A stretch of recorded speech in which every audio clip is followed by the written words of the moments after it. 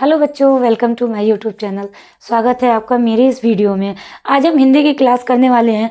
बच्चों, इसके पहले आपकी ऑलरेडी 2 वीडियो हो चुकी है। ठीक है, हमने बहुत सारी वीडियो हिंदी की आपको मिल जाएगी प्लेलिस्ट में, जिसमें कि हम हिंदी व्याकरण पढ़ रहे हैं। ठीक है, हिंदी व्याकरण में हमने देखा कि वाक्य क्या होते हैं, वाक्य के प्रकार क्या होते हैं, रचना के आधार पर कितने प्रकार में बांटे गए हैं, या फिर अर्थ के आधार पर वाक्य को कितने भागों में बांटा गया है। ये सारी चीज़ें हमने देखी हैं। ठीक है, आज हम हिंदी व्याकरण में पढ़ने वाले हैं वाच्य और वाच्य के भेद। क्या पढ़ने वाले हैं बच्चों? वाच्य और वाच्य के भेद। 1 बाय 1 करके सारी चीज़ों को हम समझेंगे। अगर आपने इसके पहली वाली वीडियो मेरी नहीं देखी है तो आप जाके एक बार ज़रूर से उस वीडियो को वॉच कर लीजिए। आपके एग्ज़ाम के पॉइंट ऑफ व्यू से बहुत इंपॉर्टेंट है, क्योंकि यहाँ पे हम वही चीज़ें पढ़ते हैं जो आपके एग्ज़ाम में आते हैं। ठीक है, तो सारी वीडियो आपके लिए इम्पॉर्टेंट है और यहाँ पर जो भी इंफॉर्मेशन होती है ऑथेंटिक दी जाती है।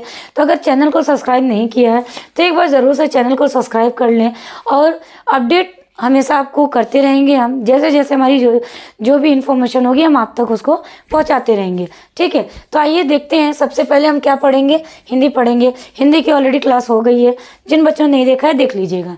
आइए सबसे पहले हम बात करेंगे, हम पढ़ने वाले क्या हैं, वाच्य प्रयोग और परिवर्तन। यानी वाच्य किसे कहते हैं, उसका हम प्रयोग कैसे करते हैं, और साथ ही साथ हम परिवर्तन कैसे करते हैं, हम ये भी पढ़ेंगे। बच्चों, यहाँ से 1 नंबर के क्वेश्चन आते हैं आपके, MCQ टाइप होता है, बहुविकल्पी के तरीके से रहेगा। तो टिक करना होता है कि कौन सा ऑप्शन सही है और गोला भर देना होता है। ठीक है, तो आइए देखेंगे सबसे पहले कि वाच्य किसे कहते हैं। सभी बच्चों को अच्छे से क्लियर होगा। ठीक है, और एकदम ध्यान से देखेंगे, सारी चीज़ें क्लियर हो जाएगी, उसकी गारंटी मैं लेती हूँ। ठीक है, बस आप ध्यान से सुने इसको। वाच्य क्रिया का वह रूप जिससे यह पता चलता है कि क्रिया का संबंध कर्ता से है, कर्म से है या भाव से है, वाच्य कहलाता है। ठीक है, जब भी आप कोई बात कहते हैं तो जाहिर सी बात है उसमें ये तीनों चीज़ें मिलती हैं। या तो कहने वाला कोई होगा, काम करने वाला कोई होगा, या फिर उसका भाव कुछ होगा। कोई ना कोई ऐसे इमोशन होंगे जिसको वो व्यक्त करता है। इसे ही हम क्या बोलते हैं? वाच्य कहते हैं। क्या कहते हैं बेटा? वाच्य कहते हैं। आइए देखते हैं, जैसे एग्जाम्पल के थ्रू समझेंगे, उदाहरण के माध्यम से समझेंगे। रूही निबंध लिखती है। अब सबसे पहले आप इसमें ये ध्यान देंगे कि हम इसमें कर्ता भी देखेंगे, कर्म भी देखेंगे और भाव भी देखेंगे। ठीक है, तो सबसे पहले हम बात करते हैं कि रूही क्या करती है। तो रूही निबंध लिखती है। क्या लिखती है? निबंध लिखती है। समझ में आया? फिर अगर हम बात करें कि निबंध कौन लिखता है, तो निबंध रूही लिखती है। कर्ता कौन है? रूही। मैं यहाँ ऐसा एग्जाम्पल राइट कर दे रही हूँ, आप ध्यान दीजिएगा। रूही। कर्म क्या है बेटा? पत्र लिखना। ठीक है, क्या है? पत्र लिखना। कर्म क्या हो रहा है? पत्र लिखने का। ठीक है, भाव आप समझ रहे हैं कि कोई भावना होगी तभी पत्र लिखा जा रहा है। तो कर्ता रूही, कर्म पत्र लिखना। ठीक है, जो कार्य किया जा रहा है वो क्या है? वो पत्र लिखना है। ठीक है, आगे समझेंगे, अगले उदाहरण पे चलेंगे। अब इसको मैं क्लीन कर देती हूँ, आप इसको ध्यान से दी। चलिए, रूही निबंध लिखती है, ये मैंने बता दिया। देश में गणतंत्र दिवस मनाया गया। कहाँ मनाया गया? देश में मनाया गया। क्या मनाया गया? गणतंत्र दिवस मनाया गया। ठीक है, आगे देखेंगे। अब मुझसे नहीं सहा जाता। नहीं सहा जाता, नहीं किया जाता, तो यहाँ भाव प्रकट हो रहा है बेटा। क्या प्रकट हो रहा है? भाव। किससे नहीं हो रहा है? अब मुझसे नहीं सहा जाता, तो सहा जाता यही क्या है आपका? सहा जाता यही भाव है। मुझसे यह काम नहीं होता, मुझसे यह काम नहीं किया जाता, तो नहीं किया जाता मतलब भाव प्रकट हो रहा है। ठीक है, समझ में आया? तो वाच्य का परिभाषा हमने देख लिया कि ऐसा वाक्य जिसमें संबंध हो कर्ता का, कर्म का और भाव का, एक में संबंध हो, उसे हम क्या बोलते हैं? वाच्य कहते हैं। क्या कहते हैं बच्चों? वाच्य कहते हैं। वाच्य के भेद। वाच्य के कितने भेद होते हैं?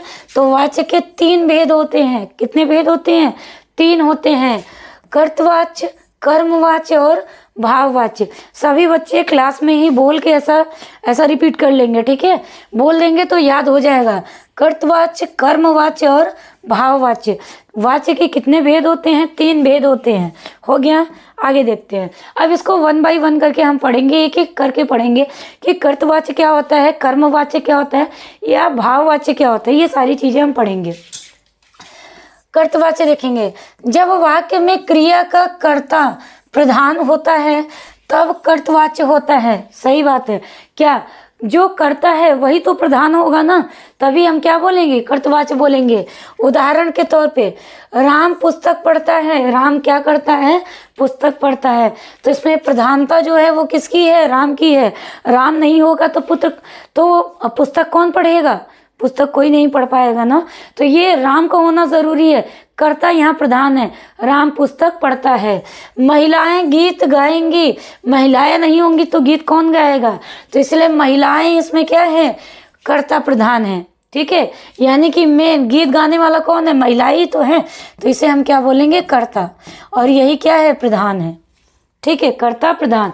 और यहाँ पे भी कर्ता प्रधान है, जो क्या है? राम। सभी बच्चों को क्लियर हो रहा है? ठीक, चलिए बच्चों देखेंगे भाववाच्य। जिस वाक्य में क्रिया या भाव की प्रधानता हो उसे भाववाच्य कहते हैं।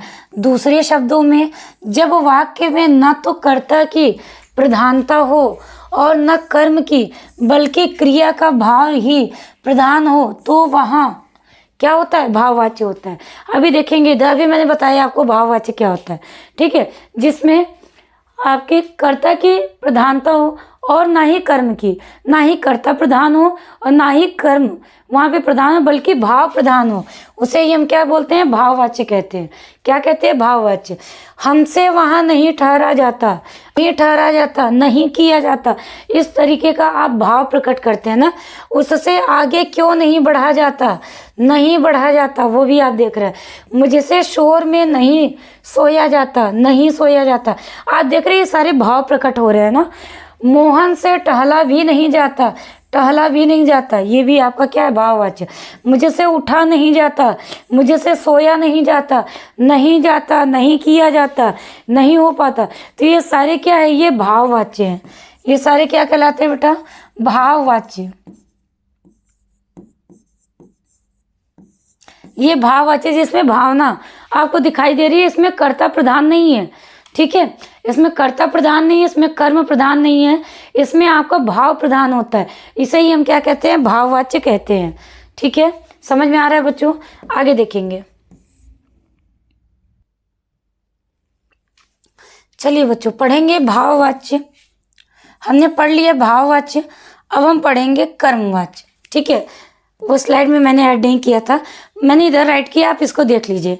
ठीक है, कर्मवाच्य क्या होता है? जब वाक्य में क्रिया कर्म के लिंग, पुरुष और वचन के अनुसार होती है तो वाक्य कर्मवाच्य में होता है।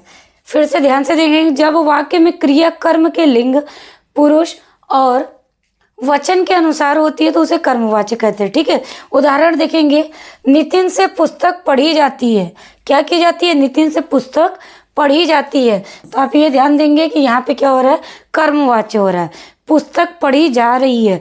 आपने भाववाचक वाक्य में देखा, भाववाच्य में देखा कि मेरे से पुस्तक नहीं पढ़ी जाती, नहीं की जाती, नहीं किया जाता, इस तरीके का भाव प्रकट हुआ ना। लेकिन यहाँ पे क्या बोल रहा है? नितिन से पुस्तक पढ़ी जाती है, तो ये कर्म हो रहा है, पुस्तक के पढ़ने का काम हो रहा है, तो ये कर्मवाच्य हुआ। यह उपन्यास सतचंद द्वारा लिखा गया है। किसके द्वारा लिखा गया है? शतचंद्र के द्वारा लिखा गया है। तो ये हो गया, एक तो पहला कर्म हो गया, काम हो गया लिखने का। ठीक है, और कौन? यह उपन्यास क्या किया गया है? शतचंद्र के द्वारा लिखा गया है। समझ में आया? तो इसमें कर्म प्रधान है, तो ये हो गया कर्मवाच्य। ठीक है बच्चों, तो हमने क्या क्या देखा, कौन कौन सी चीजें देखी? हमने देखा कि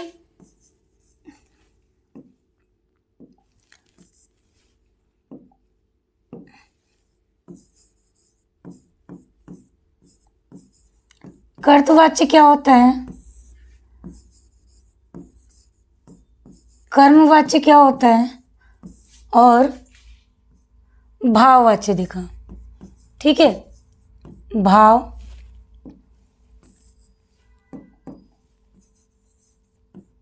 भाववाच्य। ठीक है, हमने ये तीन, यही तो तीन होते हैं ना, हमने यही पढ़ा कि वाच्य के कितने भेद होते हैं। तो वाच्य के तीन भेद होते हैं। कौन कौन से? कर्तवाच्य, कर्मवाच्य और भाववाच्य। 1 बाय 1 करके हमने इसका डेफिनेशन भी लिख लिया था। ठीक है, कर्मवाच्य का डेफिनेशन मैंने आपको यहाँ पे हैंड करवा दिया। आप जब नोट्स बनाएं तो इधर से इसको देख लीजिएगा। ठीक है, आइए कुछ विशेषताएं पढ़ते हैं।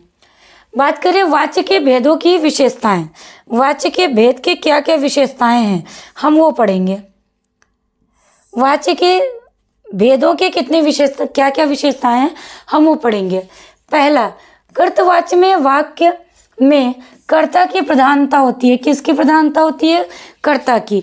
मैंने इसलिए ऐसे इसको राइट साइड में लिख दिया है कि आप अच्छे से यहाँ से रिवीजन कर सकें।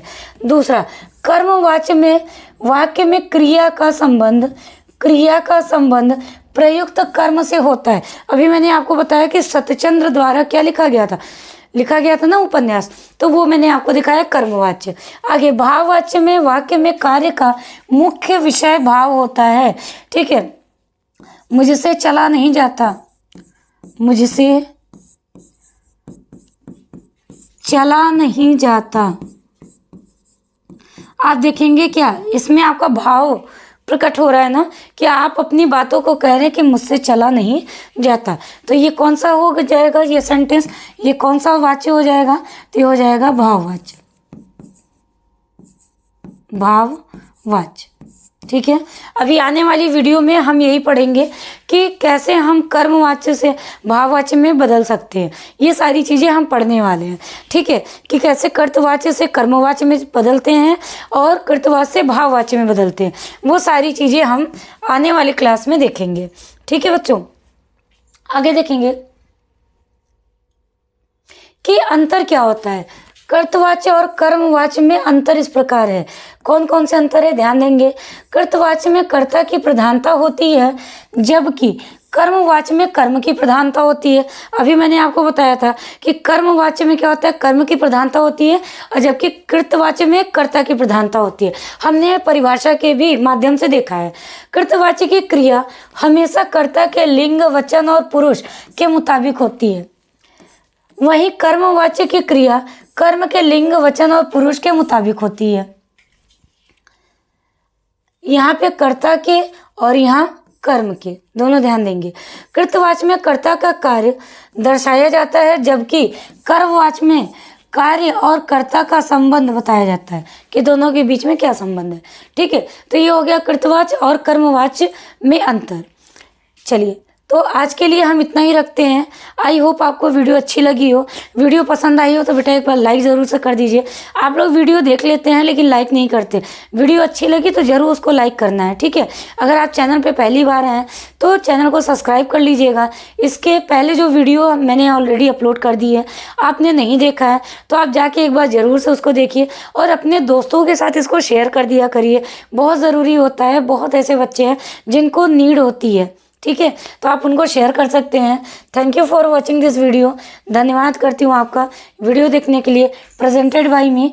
मैं आपको यूट्यूब पे हिंदी, इंग्लिश और भी बहुत सारे क्लासेस चलते हैं।